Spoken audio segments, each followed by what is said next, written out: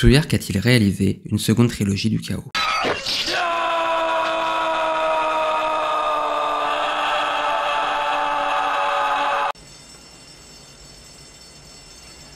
I know what you're thinking.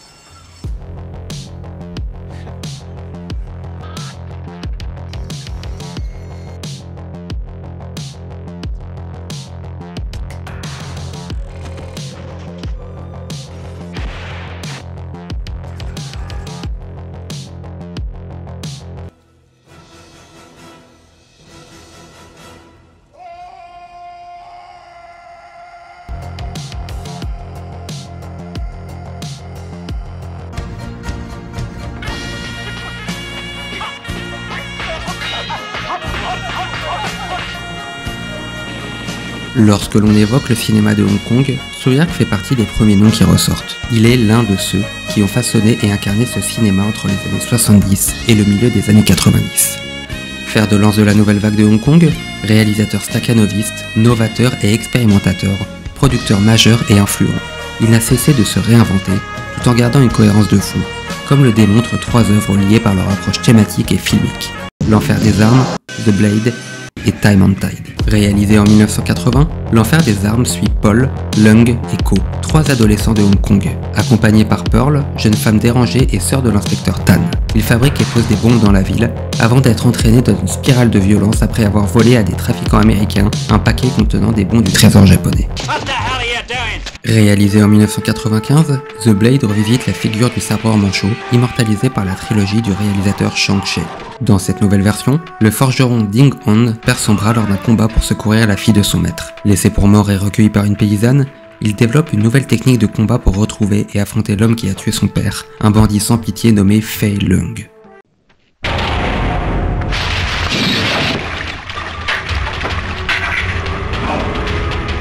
Enfin, Time and Tide, réalisé en 2000, suit le destin croisé de Tyler et de Jack. Le premier, barman, rencontre un soir Ha-Jo, se réveille le lendemain dans le même lit, découvre qu'elle est flic, avant d'apprendre qu'elle est enceinte de lui.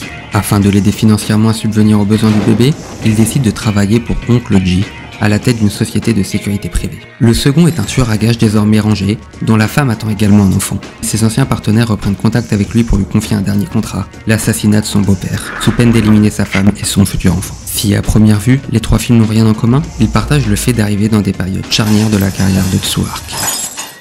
L'Enfer des armes, 3e film du réalisateur, conclut sa trilogie du chaos, composée également de Butterfly Murders et Histoire de cannibale. Chaque film a pour ambition de bousculer les codes du cinéma de Hong Kong à la manière de la nouvelle vague française, tout en adoptant un style visuel en rupture avec son époque.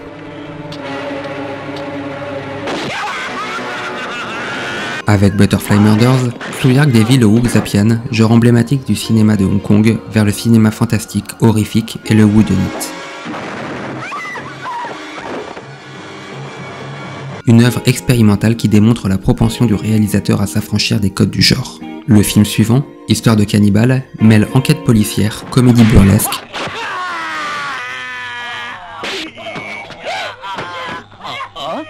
cinéma gore et kung-fu comédie, toujours popularisé par Jackie Chan et Sammo Hung.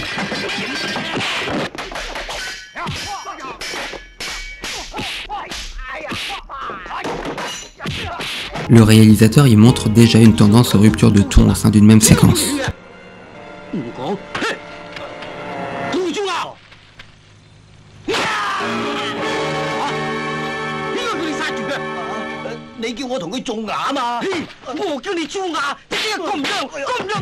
Surtout, une métaphore politique de la société de Hong Kong, maintenue sous contrôle grâce à une promesse quotidienne d'une consommation de chair humaine par un gouvernement qui décide du partage des richesses.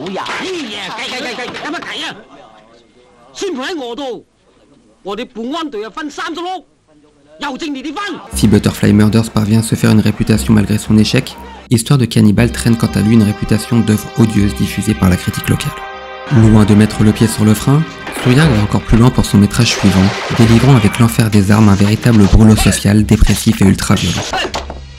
Le film est retiré des salles au bout de quelques jours par la censure, obligeant le cinéaste à écrire et tourner en 10 jours de nouvelles séquences pour sortir un nouveau montage, remplaçant le récit original par une histoire de trafic d'armes.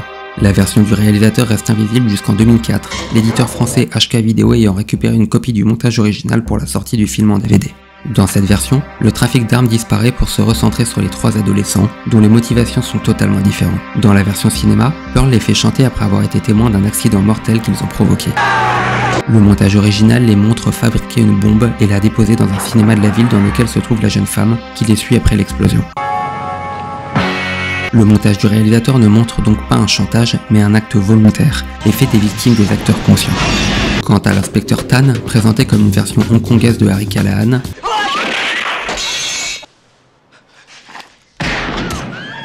en plus d'être alcoolique et violent, devient un exhibitionniste des tours d'une séquence. Des changements majeurs et radicaux faisant du film une charge sociale cachée derrière un film d'action. La controverse du film pousse le cinéaste à réaliser la comédie All the Wrong Clothes, parodie du film noir hollywoodien des années 40, pour se relancer auprès des studios. The Blade connaît un destin similaire. Lorsqu'il se lance dans la production, Suark est le réalisateur dominant à Hong Kong, notamment grâce à la saga Il est détenu en Chine. Il a fondé sa société de production, Film Workshop, avec laquelle il a produit quelques-uns des plus grands classiques de Hong Kong, dont certains films de John Woo et Shing Xiu-tung. Le rejet du film ainsi que la rétrocession prochaine de Hong Kong à la Chine et la crise que subit le cinéma local le forcent à partir à Hollywood comme John Woo ou Ringo Lam avant lui. Expérience qui aboutit sur les magnifiques Double Team. Who does your hair? Siegfried or Roy? The last guy made fun of my hair. He's still trying to put his head out of his ass. I don't want to know about your sex life. Et Knock Off. Deux productions calibrées pour un Jean-Claude Van Damme en perte de vitesse, mais dont le réalisateur parvient à insuffler une énergie et une inventivité qui détonnent dans la filmographie de l'acteur belge. Frustré par cette expérience, Suark revient à Hong Kong et réalise Time and Tide. Doté d'un budget inférieur à ses productions hollywoodiennes, il lui permet néanmoins de retrouver une pleine liberté artistique et de réaliser l'un des meilleurs films d'action du XXIe siècle. Une formidable réussite néanmoins suivie par une période mitigée du cinéaste qui navigue entre chef-d'œuvre et catastrophe. Il faut attendre 2010 et le succès de Détective D, le mystère de la flamme fantôme, pour que le réalisateur, tel le Phénix, revienne sur le devant de la scène. Dans chaque film, Suark agit en bâtisseur, détruisant les fondations existantes pour construire un nouveau cinéma. Le cinéma hongkongais dans l'enfer des armes, le Wuxapian ainsi que la mécanique de réalisation dans The Blade.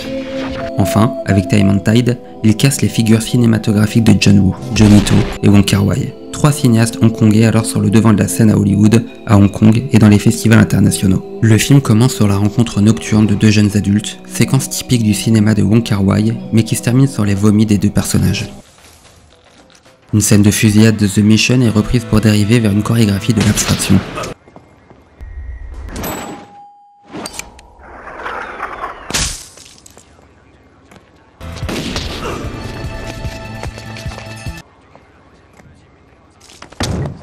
Enfin, le Mexican standoff des films de John Woo est détourné par un personnage qui crache dessus symboliquement. Ahora somos iguales.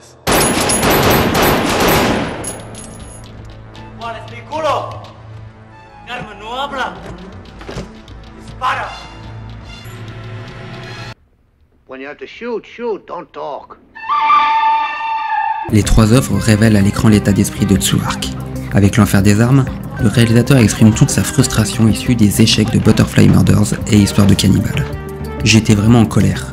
Pour le film que l'on m'avait proposé, je me suis dit, pourquoi ne l'axerais-je pas sur la jeunesse? Un sujet qui reflétait complètement ma mentalité du moment, totalement négative. J'avais perpétuellement des idées de revanche du style « mettons tous les personnages dans le plan et regardons-les s'entretuer. Ce sera divertissant de les regarder se tirer dessus ». Il s'inspire alors d'un fait divers où un groupe de jeunes pose des bombes dans les cinémas de Hong Kong sans aucune motivation, se reconnaissant dans leur état d'esprit. Toute la rage qui anime le réalisateur est visible à l'écran, désignant une société malade qui s'autodétruit. Le trio d'adolescents est lâche, leur famille absente ou désemparée. Pearl est associable, violente, révèle des pulsions meurtrières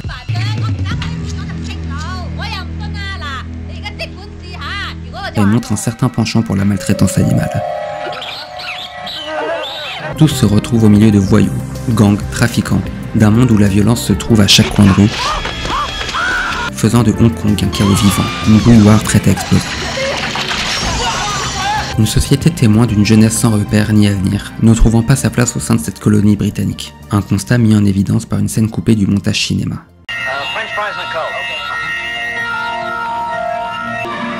Illustration d'une séparation entre occidentaux et locaux et d'une déconnexion totale de ces derniers vis-à-vis de la société et de la politique de la ville.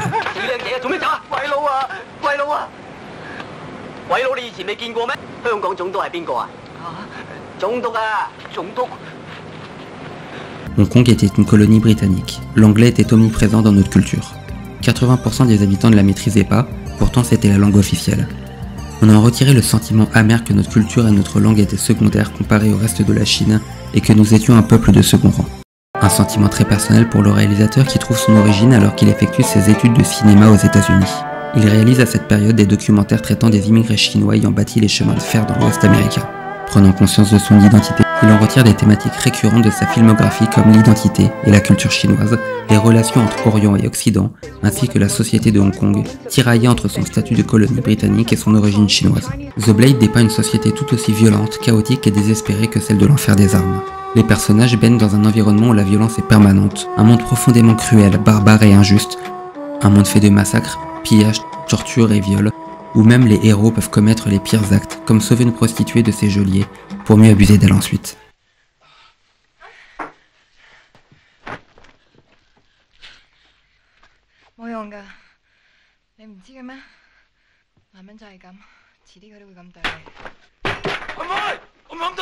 Seul règne la loi du plus fort, et elle n'épargne personne, y compris le moine.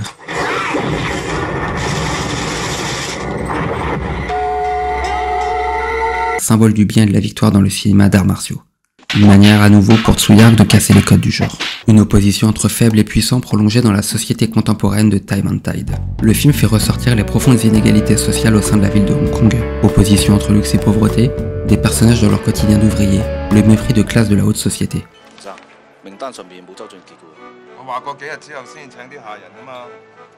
Une cruauté qui s'abat avant tout sur les innocents au sein d'une société hongkongaise en plein doute, quelques années seulement après la rétrocession à la Chine. Des retrouvailles pleines d'incertitudes faisant de Hong Kong une société chaotique, mélancolique, qui se cherche. Un chaos représenté par une mise en scène brutale lorsque Tsuyark fait dériver un film d'exploitation en charge sociale. L'enfer des armes fait ainsi ressentir toute la violence de la société dépeinte à travers une mise en scène faisant l'effet d'un coup de poing, par sa succession d'images chocs assemblées dans un montage agressif.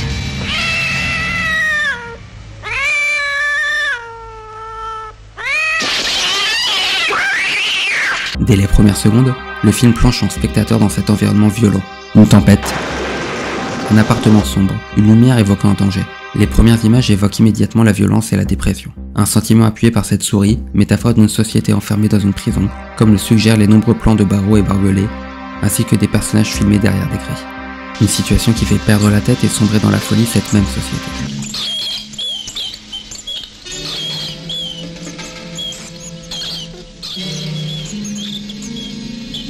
Une métaphore héritée du cinéma de Sam Peckinpah que l'on retrouve dans The Blade où les barbelés laissent place à des pièges se refermant sur les personnages.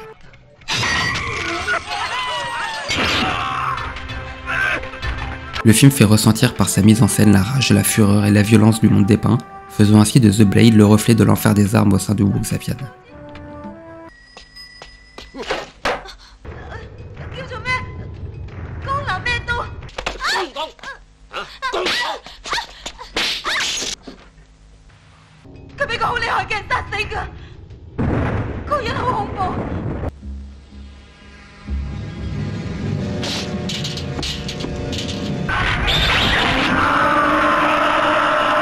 Loin de se contenter de prolonger le style visuel de ce dernier, l'ambition de Tsuyark est de renverser les codes du genre et de développer une nouvelle approche de la mise en scène, avec la volonté de réinventer le cinéma d'action et de faire de son film une œuvre unique. For Blade, what I try to do is to create another trend for action movies. You see, the thing we have gone through, like so many years of the routine of stuntman, double, wire work, action choreographer on a set, and after a while you start to think that this is a little bit boring. After a while, I try to do a very tape version of action. I told the cameraman, I said, okay, this movie you cannot tell the actor where to walk. You have to follow the actor wherever he goes. You go with him. You cannot tell him where to walk. And if anything at all happen, you miss him. You're gonna go out of frame. Let him go out of frame. And you try to catch him again, that sort of thing. And there's no performance in front of camera. Une approche expérimentale qui renoue avec le passé du réalisateur de documentaires de Tsuyark, avec une caméra instable, tentant de capter l'action qui se déroule hors champ. Une évolution par rapport au Wuxapian classique, où les longs plans mettent en avant la chorégraphie. Un dynamitage des figures habituelles du cinéma de Hong Kong, tels ces zooms sur les visages des personnages.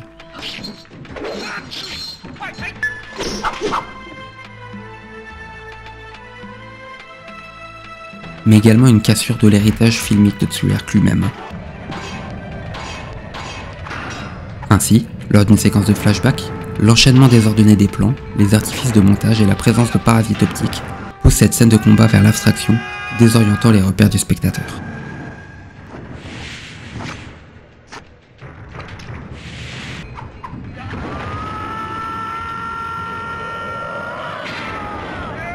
Un système néanmoins raccordé avec le parcours du héros, chaque combat représentant une étape de son accomplissement.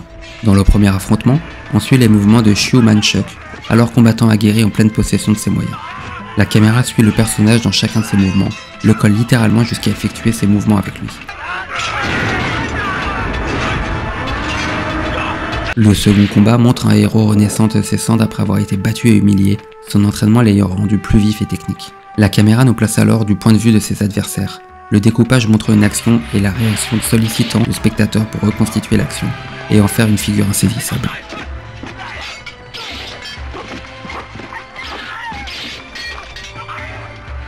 Le film culmine jusqu'à l'affrontement final entre Ding Hun et Fei Lung. Deux adversaires dont la vitesse, la puissance et la brutalité sont telles que la caméra peine à les suivre, cherchant à les capter dans le même plan, renforçant la violence et l'impact du combat.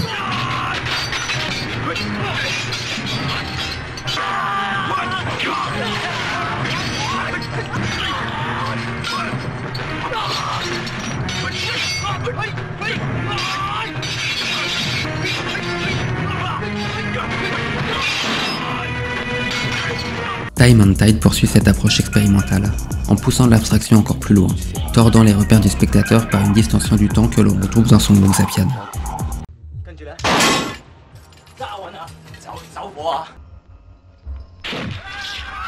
Le tout en réutilisant les expérimentations visuelles de Knock-Off.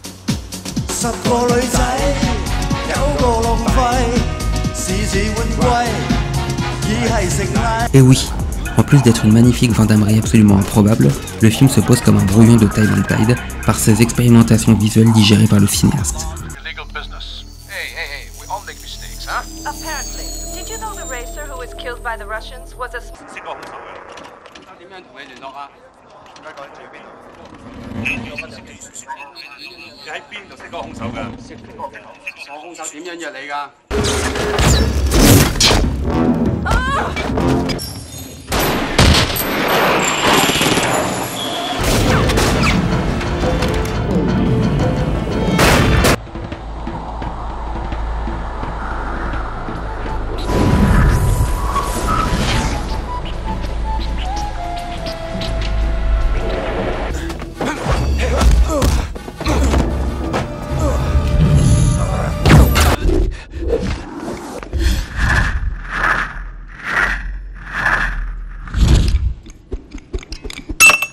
Un maelstrom d'expérimentation, d'innovation et d'influence donnant au film une cohérence visuelle totale.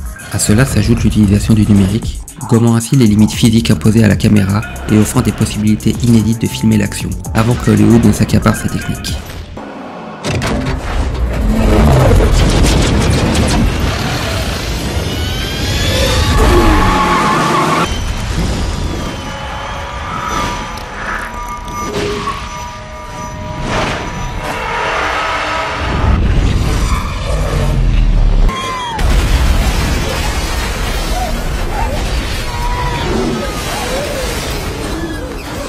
Enfin, les séquences d'action chorégraphiées par Hong Yan-Yan reprennent les combats câblés du Wuxapian, transposant les thématiques et la noblesse du genre vers un cinéma contemporain, renouant ainsi avec l'esprit du polar hongkongais popularisé par John Woo. Des scènes d'action accompagnées par une mise en scène qui synthétise le style et les expérimentations visuelles de Tsui-Hark, à l'aide d'une caméra qui suit littéralement les mouvements des personnages, plongeant le spectateur au cœur de l'action comme presque aucun autre film.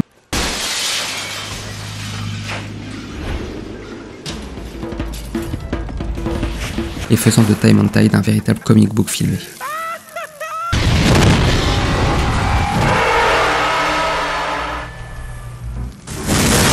Un film qui se conclut sur une note optimiste, marquant une évolution après la fin dépressive de l'Enfer des Armes et celle en suspens de The Blade. Une façon de boucler la boucle sur une réconciliation et un nouveau départ, à l'image de la ville de Hong Kong du début des années 2000, de nouveau rattachée à la Chine après des décennies de tensions.